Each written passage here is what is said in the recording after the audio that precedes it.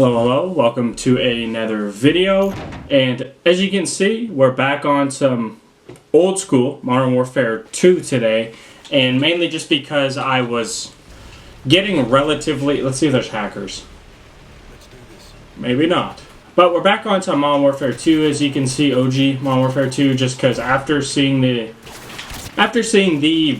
little snippets of the remastered maps, I got that little itch again, kinda, to just play these maps, get a feel for them again, to see if they actually are as fun and well made. Oh, fuck me, I missed. Woo. Seeing those maps and everything got me a little bit more excited for Modern Warfare 3 that's coming out in a couple months now.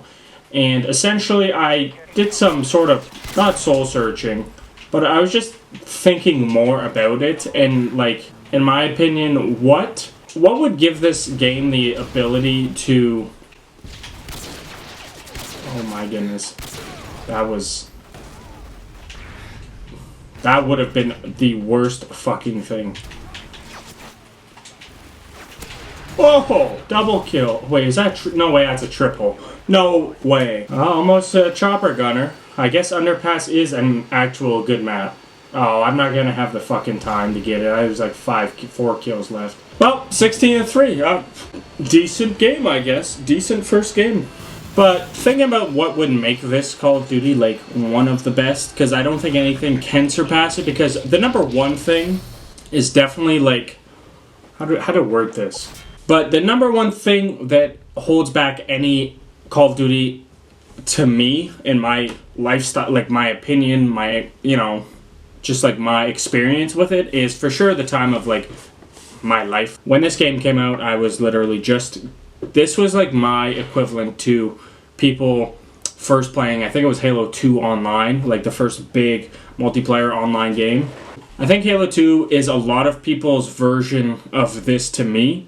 Like the people that are a little bit older, current like Fortnite with people that are a lot younger. I think that's like every generation has like the game that broke through to this multiplayer craze, and Modern Warfare 2 is that for me. A lot of people that I went to school with and everything played it, had like the fact of having no responsibilities, like realistically none, so all the time in the world, being in like elementary school, even high school to a degree, like grades don't mean that much, like just realistically they don't. Elementary school, no one looks at your grades, but that's the first hurdle that these games are going to face, and like there's not really a way past it, because like, oh yeah, oh fuck, he's down. Okay, did this thing get fucking shadow nerfed or something? What the fuck's going on? That's literally 3 straight hit markers with this fucking thing. Thank fucking god. But there's no point, no way possible I'm back into that life of having no responsibilities, not doing anything besides playing this fucking game. So just understanding that, first off, will help the experience not be disappointing, I'll say. But when it comes to pure gameplay, I think the one thing that's like always kind of just stunted Call of Duties recently has been just the maps in general. A lot of times the new Call of Duties come out and they have maybe 1, 2 decent maps. That's not enough to like carry a game into feeling like it's one of the better games. But being that the maps for this upcoming Call of Duty are literally just remakes of probably one of the top 2 Call of Duties in like maps, like in general, like on release, it's probably one of the best Call of Duties purely off of how good the maps were top to bottom. It wasn't just like, here's 2 maps that you probably really want to play and a sprinkle of very meh, forgettable maps. The crazy thing with the maps is like they all have their own separate feel almost, and they have different things that make them differentiate them from each other. So you will remember a certain map because of some stuff in Subbase, a giant submarine, the place up top, and the back alley to snipe. Like, there's a lot of different maps that have different things that you just kind of remember. The modern games, it almost feels like a lot of it's just like, oh yeah, there's some burnt down buildings and an open field. Some maps, sometimes they produce a really good one. Shoot House, great map. It worked out perfectly. It was what it was made for was perfect. It's not too small. It's quick enough pace that it's exciting and fun, and everyone wants to play it, right? Without it just being a shit show like Shipment. Like Shipment, it's tough because if you have Shipment in the game on release for a Call of Duty, you almost like if you just do Shipment 24/7, people are just gonna grind that simply because of min-maxing the leveling system and getting camos and everything like that. So it's kind of tough to do that. And then the other thing is just having the guns.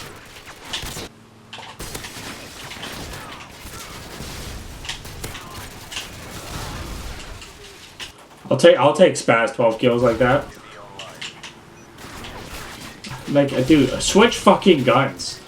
Why is switching it to a shotgun just the hardest thing in this fucking game? But the guns in this game, the thing that makes it so, like, okay that certain guns, like the ACR and stuff, is just busted, is that every fucking gun in this game is just destroyed for balance. So it does make me wonder how, like, the Pro Call of Duty League and such is gonna go this year with these, like, with this game. And I'm sure the guns and everything are going to be fine-tuned, super balanced for esports and everything like that. While the maps and everything make it, you know, make it a lot of fun. I'm curious to see what, like, maps are just purely veto / kicked out of, you know, CDL.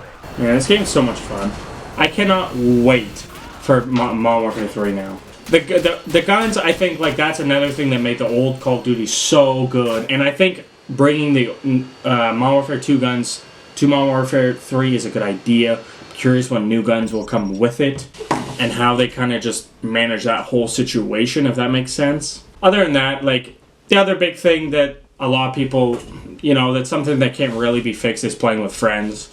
Like, I don't have a lot of people now in my age and, like, my time that sit here and just are able to game all the time. And if they do, we're all playing different games, having a good time, stuff like that. Where back in the day, it was like a group of 4 to 6 of us after school every day. We were hopping on, and we were literally just playing until like 10 at night, 10:30, 11. At weekends, 2 in the morning. That's completely gone at this point, right? So I don't think I'll... to me, I don't think any COD will ever come close to how I look back on Modern Warfare 2, the original. But to be fair, the new Modern Warfare 2 is the first Call of Duty that I've gotten like a mastery camo, which is really fun, really cool that I can actually say that. That's going to be the grind for Modern Warfare 3 as soon as I get it.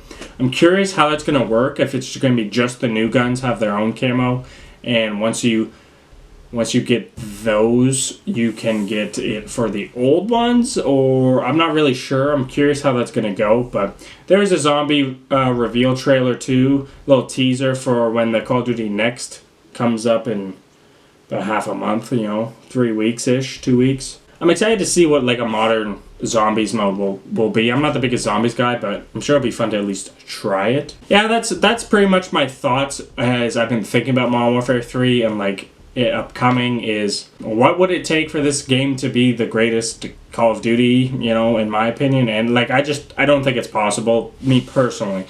Let me know in the comments what you think would sway it for you, or make it so that you look back on it like, wow, this was probably the best Call of Duty I've ever played. But other than that though, that's all I've got today. I hope you guys had a great weekend, and I'll see you guys in the next one. Peace out.